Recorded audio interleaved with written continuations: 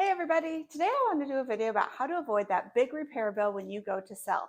The market is waking back up after a sleepy winter and buyers are flooding back into the market, but they are being a bit picky.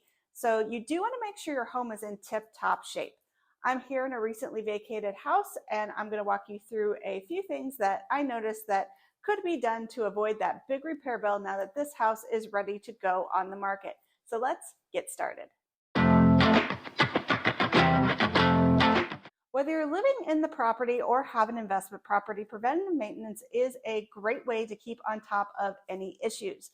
There are many companies that, for a flat fee, will come out to look at your furnace, AC, and plumbing on a yearly basis. This is a great way to avoid any surprises when you get ready to sell.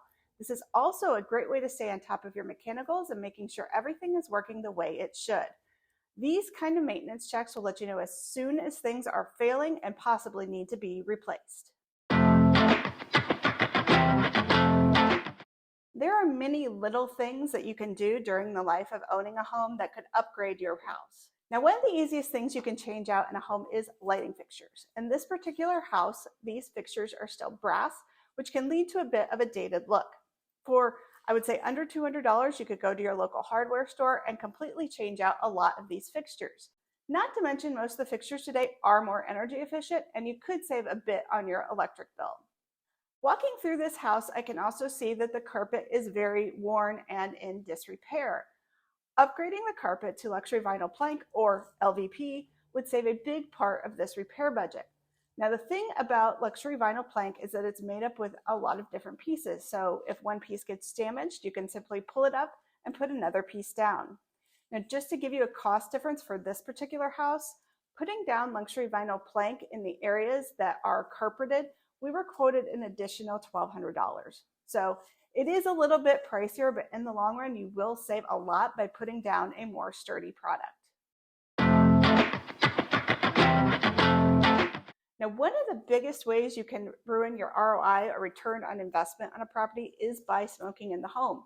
I will show you just some of the things that I noticed walking through this home. There is a lot of buildup in certain areas, particularly in the bedroom where these tenants smoked quite a bit.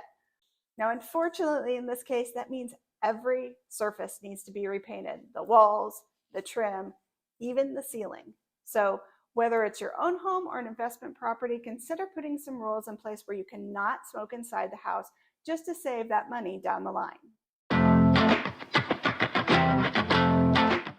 So there are many ways to beautify your outdoor space, but you want to make sure you're maintaining it as well. This may be pretty specific to this particular property, but the tenant had a grill that was on the front porch and obviously used it quite a bit. There is a lot of smoke buildup on the porch roof and soot on the siding.